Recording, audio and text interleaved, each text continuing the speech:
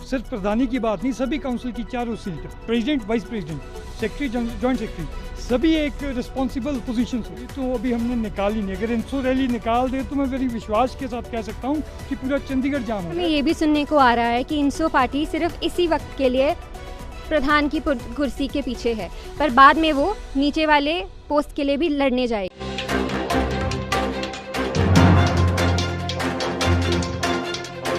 मैं Ananya Bhardwaj, PU pulse से। कामयाबी किस्मत से नहीं, काबिलियत से मिलती है, और आज इसी सोच के साथ पंजाब यूनिवर्सिटी में इलेक्शंस के इस रोमांचक समय के दौरान एक काबिल पार्टी और प्रधान की तलाश में मैं आज जुड़ी हूँ इंसो पार्टी से। तो आइए बात करते हैं इंसो पार्टी के प्रेसिडेंट और उनके कार्यकर्ता से। Welcome mister Puneet.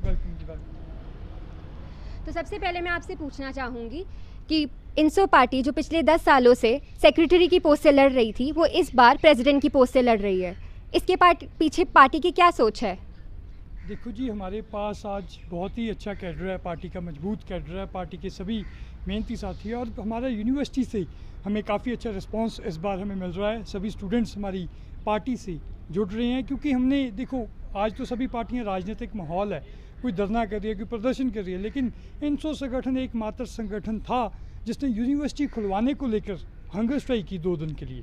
सभी बच्चों को पता है, जितने जूनियर फ्रेशर्स आ रहे हैं, कि आज हम क्लासेस में बैठे हैं वो इंसो की वजह से बैठे हैं, क्योंकि इंसो को तो तब ये मालूम नहीं था कि इलेक्शन होंगे।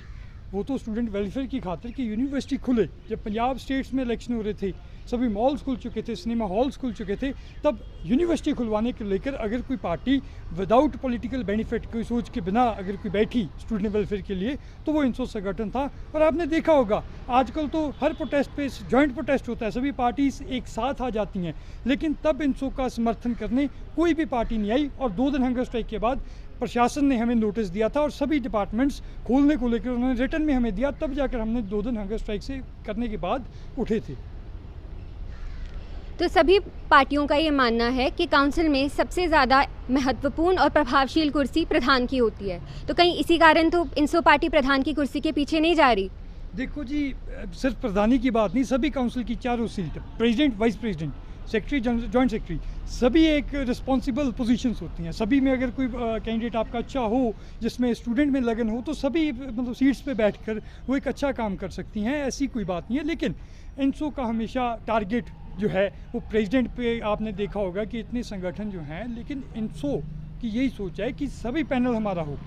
तो उसको लेकर आज हमने तो प्रेसिडेंशियल कैंडिडेट भी अनाउंस कर चुके हैं आपने पार्टी लेवल पे। अभी जो ऑफिशियल अनाउंसमेंट पार्टी की तरफ से आनी बाकी है, तो प्रवेश बिश्नोई यूएलएस डिपार्टमेंट से हमने तो पहले ही अपना प्रेसिडेंट डिक्लेयर कर दिया है। तो वी आर वेरी हमारा तो टारगेट एक है कि प्रेसिडेंट हमने इस बार इंसो को ही यूनिवर्सिटी में बिठाना है। वहाँ पे प्रवेश बिश्नोई एक प्रॉपर कैंडिडेट जो पहले डीआर भी रह चुका है, लगातार एक कोई डमी कैंडिडेट नहीं है। आपने देखा होगा कि सभी पार्टीज़ आने वाले समय में डमी कैंडिडेट्स भी दे सकती हैं, लेकिन इंसो की तरफ से प्रवेश बिश्नोई जो फॉर्मर डीआर और लगातार जिसने स्टूडेंट वेलफेयर के लिए काम किया, उसको हमने एक अच्छे कैंडिडेट के रूप में यूनिवर्सिटी को दिया है।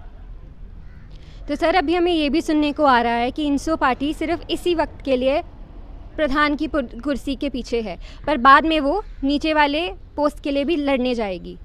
देखो जी, ये तो विरोधियों की अफवाहें हैं। आज का टाइम पूरा इंसो मजबूती के साथ, आपने देखा होगा हर काउंसलिंग में, हर डिपार्टमेंट में इंसो एक मजबूत संगठन बन के निकला है। स्टूडेंट्स का आज हमें साथ है, तो विरोधियों के पास हमारे लिए कोई नेगेटिव प्रचार करने को कोई चीज़ ही नहीं है।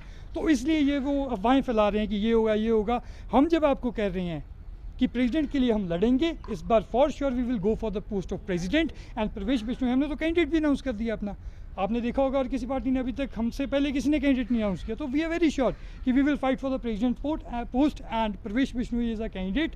तो ऐसी तो कोई बात ही नहीं रहती उसमें कि हम नीचे आएंगे, पीछे जाएंगे। ये तो विरोधियों की एक नेगेटिव प्रचार, क्योंकि पॉजिटिव हम, we are very positive as a party, INSO is very positive. उसके पास कोई भी दूसरे विरोधियों के पास हमारे ऊपर कोई टारगेट करने को लेकर कोई उनके पास वो पॉइंट नहीं है, तो इसलिए ये ऐसी अफवाहें फैला रही हैं। By contesting through presidential post, we can actually reach more students through that.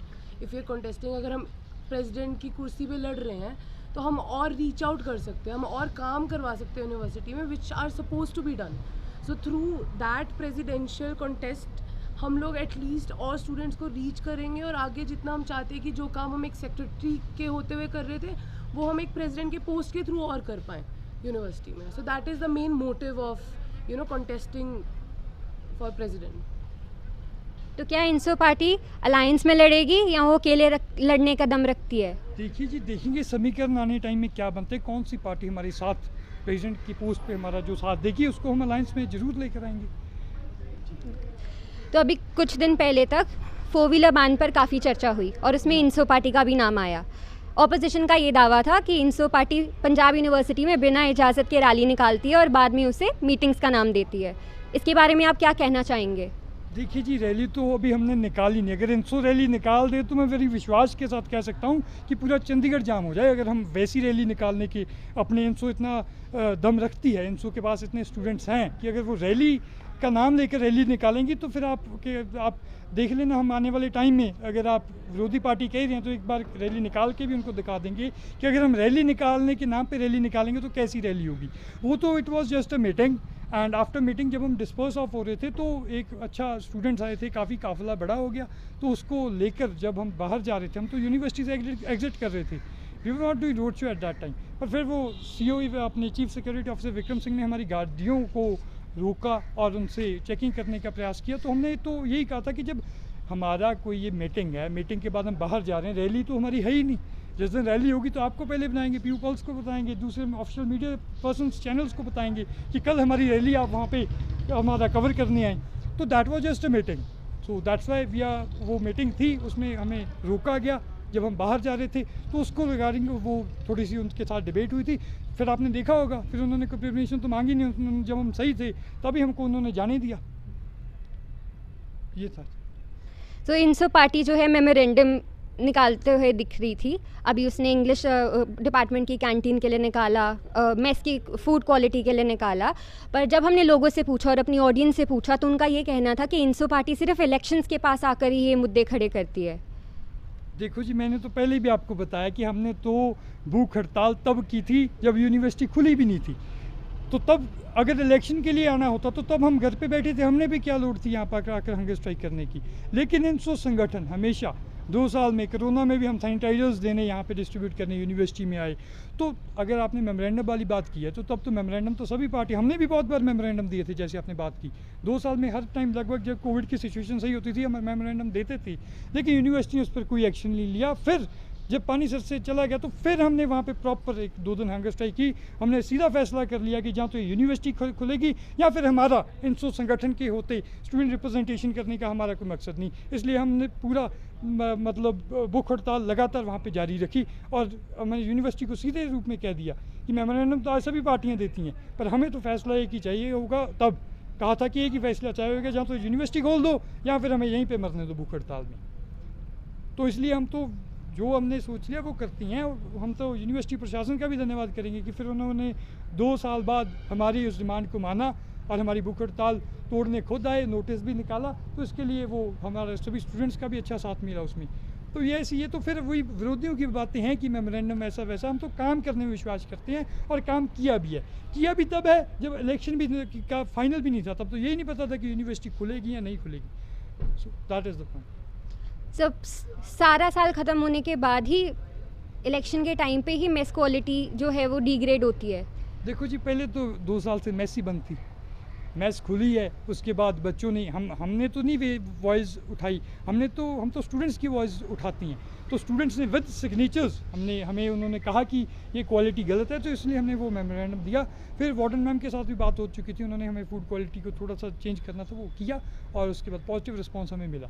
तो हम तो तभी स्टूडेंट्स की आवाज़ उठाएंगे ना जब हमें बताएंगे. तो हम बीच में गए तो उन्होंने ये कहा, आपने इंग्लिश कैंटीन वाली बात की, यूएलएस की कैंटीन भी बंद पड़ी है, तो उसको रिगार्डिंग भी हम अभी मतलब उसको किया है, यूनिवर्सिटी को अल्टीमेटम दिया है कि जल्द से जल्द करें. नहीं फिर उसको लेकर भी एक हम धरना प्रदर्शन करने वाले हैं. अगर ये कैंटीन्स दोनों डिपार्टमेंट की, चाहे कोई इंग्लिश की कैंटीन की बात हो चाहे यूएलएस की कैंटीन की बात हो, अगर नहीं खुली तो हम एक धरना करेंगे और फिर वही आपकी हंगर स्ट्राइक वाली यहाँ पे इम्प्लीमेंट करेंगे कि या तो करो या फिर आप सीधा जवाब दो. हम फिर अगर बड़ा आंदोलन करेंगे उस चीज़ को लेकर, अगर उन्होंने अब हफ्ते 10 दिन में वो काम नहीं किया तो. जैसे आपने कहा कि आपने काफ़ी काम किया है, पर हमारी ऑडियंस का ये कहना था कि इंसो पार्टी लॉकडाउन के टाइम कहीं नहीं दिखी. तो आप हमारी ऑडियंस का ये सवाल जवाब देंगे?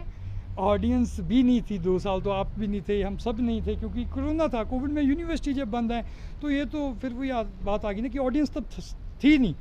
ऑडियंस को लाने वाले कौन है? ऑडियंस को लाने वाली ही इंसू है, क्योंकि इंसू धरने पे बैठी, 2 दिन हंगर स्ट्राइक चला, तो ऑडियंस तो तभी आई ना जब यूनिवर्सिटी खुली। तो यूनिवर्सिटी किसने खुलवाई? इंसू ने खुलवाई। So that is very clear. तो आखिर में आप इंसो पार्टी को एक वर्ड में कैसे डिस्क्राइब करेंगे कि 2022 के इलेक्शंस में सब आपको वोट दें? मैंने तो आपको यही कहा है कि इंसो इज़ वेरी लाइक सभी पार्टीज़ काम करती हैं, बट इंसो एक पॉजिटिव राजनीति करती है।